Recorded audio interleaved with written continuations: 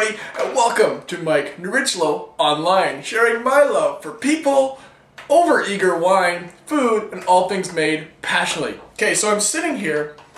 I just figured I had to start the episode right now.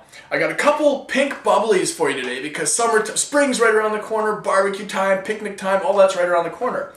Well, you know when I do bubbly, I typically savor the top of the bottle.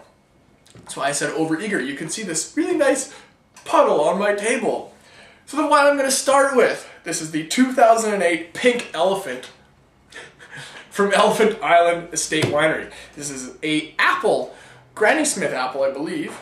Yeah, Granny Smith apple-based wine. They're a fruit winery located in Naramata Bench in the Okanagan. They've also got a dosage of cassis in here, so I'm really excited to try this. So like I said, I just had to start the episode because I pulled the foil off this one and it just took off on its own. Good old bubbly. Anyway, where's my glass? There we go. So let's get started. Like I said, Granny Smith apple wine. Don't know if I showed you the bottle yet. Like I said, over-eagle bottle. So if you buy one of these, be careful when you open it. Keep your thumb on top. I didn't get to savor this one. Really wanted to. Anyway, let's see what it's got to offer. Both the wines I'm doing today, sparkling wines, pink wines, pink sparkling. The pink in this one comes from the dosage of cassis. Doing it in a bigger glass so I can get more of the aromatics out of it instead of the tall, skinny champagne. My table is a mess right now. I have to clean it. It's dripping on my leg. Anyway, nice pink in color, about $25 wine from Elephant Island. I know this one's really popular. A lot of people love using this one for barbecue. Anyway, let's see what it has to offer. Okay, on the nose. It smells like what it's made of. Definitely got that Granny Smith apple going on. Some of that cassis. Cassis gives you a good reminder of kind of red currant, that sort of smell. I'd venture to say a nice little bit of kind of strawberry.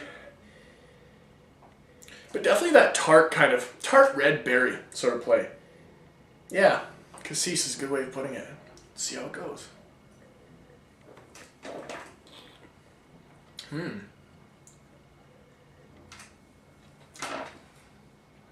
Good wine. I just dripped on my leg again. It's a mess. Anyway, on the palate, this is yummy. This is really yummy. It's nice, it's bright, it's tart, it's extremely refreshing. I can see how this would go so well with barbecue. This would go excellent with like a barbecued pork, like a teriyaki pork tenderloin, something like that. Be so nice. Also do really well with your burgers, your chips. Whatever, have a picnic, some sandwiches, enjoy this. Simple, sipper, really nice, balanced, nice bubbles to it. The bubbles aren't too hefty, they're strong, obviously. They're bigger bubbles.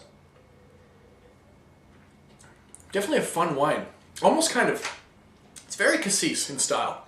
Like very almost cranberry meets tart raspberry, but refreshing wine. I like that one. Second one. The top has stayed in it. Let me keep my finger on top. This is the Sipes Pinot Noir Rosé. This is their non-vintage popular wine, critter wine as well. It's got that polar bear, or white bear on the front. Let's try this one. Summerhill, the Pyramid Winery, located in Kelowna, BC. Well known for their sparklings. They do a great job on their sparkling. $30 for this one. Let's see how it plays out. And I get to savor it. So if you remember in my highlight reel, episode 100, make sure you check it out. The hedge clippers didn't work because the wine I was using had a weird cap. So we're going to make them work today. All right. Thank you, Summerhill. It's so easy to do. You could seriously, I was going to savor the first one with a butter knife just to prove that you can do it with a butter knife. Hedge clippers just look so much cooler. But obviously I couldn't. Now my arms are all wet too. What a messy wine episode. Welcome to the garage. All right. Let's get a little bit of a rinse here. Sipes Sparkling Pinot Noir Brut. I'm going to have to put a new tablecloth on for my next episode. Such a nice clean cut. I just love doing this. It looks so cool.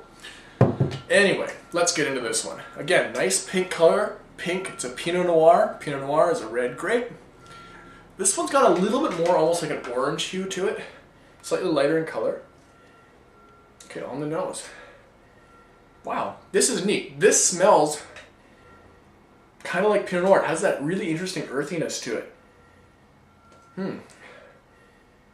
I find this interesting. It's got, I'm going to say, red fruit with a hint of funk. Red fruit with a hint of funk. It's slightly almost like a meaty wine. It's got almost like a gamey smell to it. They are an organic winery, so that can add to it. Definitely going into the strawberry realm. Yeah, interesting wine.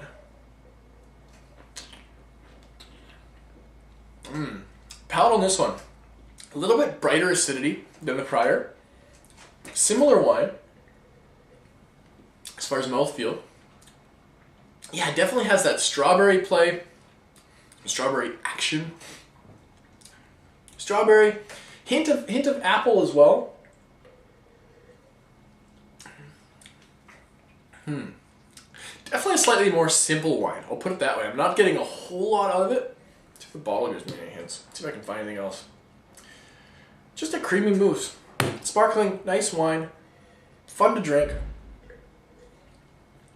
Definitely kind of that strawberry meets a little bit of more like Macintosh or red apple. Not that super tart apple, but yeah, it's got that hint of breadiness too, which sparkling often has, that hint of breadiness, which tends to come from the yeast cells when they make it sparkle. And actually, that's a really interesting thing. If you want to learn how sparkling wine is made, especially method traditionnel, which I believe both of these are done in, once they make it with the still wine, they add some sugar and some yeast to the bottle, which, when the bottle's resealed, forces the carbon dioxide created from fermentation into the wine, and that's what makes it sparkle. Then they have to get rid of those dead yeast cells, and that's a whole nother process called disgorging. You can learn more about that. Google how sparkling wine is made or something. There's some cool videos out there, a lot of interesting information. I may have to do a little bit more on that for you one day. Anyway, cheers. These are both, I really like them. Simple, good, sparkling sippers for spring picnics and barbecues. Bring these to your friend's house, everybody will like them. Nothing wrong with them. Good wines.